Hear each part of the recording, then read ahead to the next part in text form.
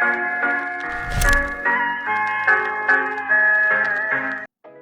rekan-rekan semua, perkenalkan saya Anindya Zahra, peserta pelatihan dasar CPNS Angkatan 51 dari Direktorat Perubahan Iklim. Di sini saya ingin membagikan gagasan mendalam serta hal-hal yang baru dan nyata yang saya dapatkan setelah mengikuti seluruh rangkaian pembelajaran Agenda 1 mengenai sikap perilaku bela negara. Jujur saja, sebelum mengikuti dan masuk ke kelas ini, saya sempat berpikir bahwa bela negara adalah materi yang teoritis, yang kaku, penuh doktrin, dan melulu soal latihan fisik.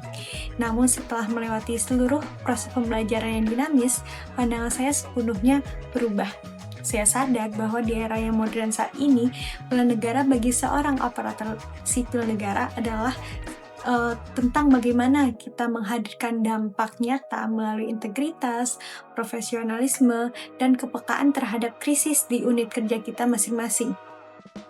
Melalui sesi tatap muka, daring bersama tutor dan rekan-rekan sekelompok saya, kami mendapatkan ruang yang diskusi yang sangat membuka mata karena kami membedah realitas yang sedang terjadi di tengah masyarakat. Kami berdiskusi secara mendalam mengenai maraknya fenomena judi online yang merusak sendi ekonomi keluarga hingga krisis kesehatan mental yang hari ini banyak melanda generasi muda kita. Kami juga menyoroti ancaman laten seperti radikalisme, intoleransi yang terus mencoba memecah belah bangsa. Dari diskusi yang interaktif ini, saya memetik hikmah yang sangat berharga. Sebagai ASN, kita tidak boleh lagi bersikap apatis atau sekedar menjadi penonton. Kita adalah garis terdepan birokrasi yang artinya kita dituntut memiliki kepedulian yang tinggi terhadap kondisi sosial dan mental masyarakat di sekitar kita.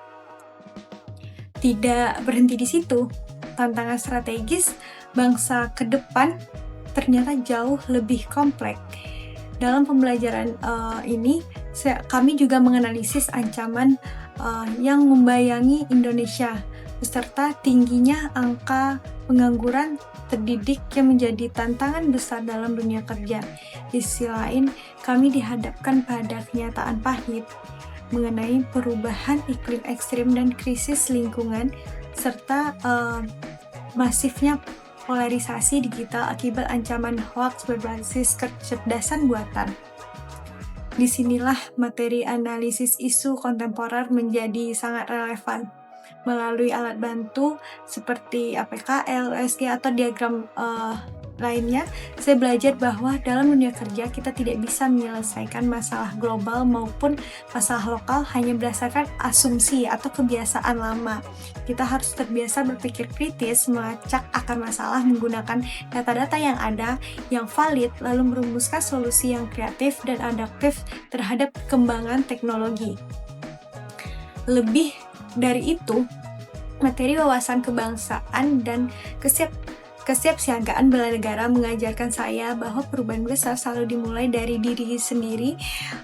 Rencana aksi bela negara yang kami susun membuktikan bahwa tindakan nyata itu bisa berupa hal-hal sederhana seperti datang ke kantor tepat waktu sebagai bentuk disiplin kita, bijak dan netral dalam menggunakan media sosial, hingga menjaga kebugaran fisik dan kesehatan mental agar kita itu tetap berpikir positif di bawah tekanan kerja yang ada. Kesehatan dan ketahanan mental yang prima ternyata adalah aset terbesar kita untuk menjadi pelayan publik yang tangguh di tengah ketidakpastian zaman ini.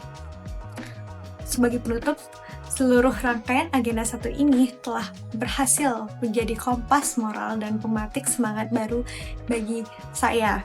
Pembelajaran tatap muka yang dilakukan secara daring ini memperkuat rasa kebersamaan dan menyatukan visi kami walaupun dilakukan secara daring. Sedangkan proses pembelajaran yang mandiri mengasah ketajaman berpikir saya secara mandiri.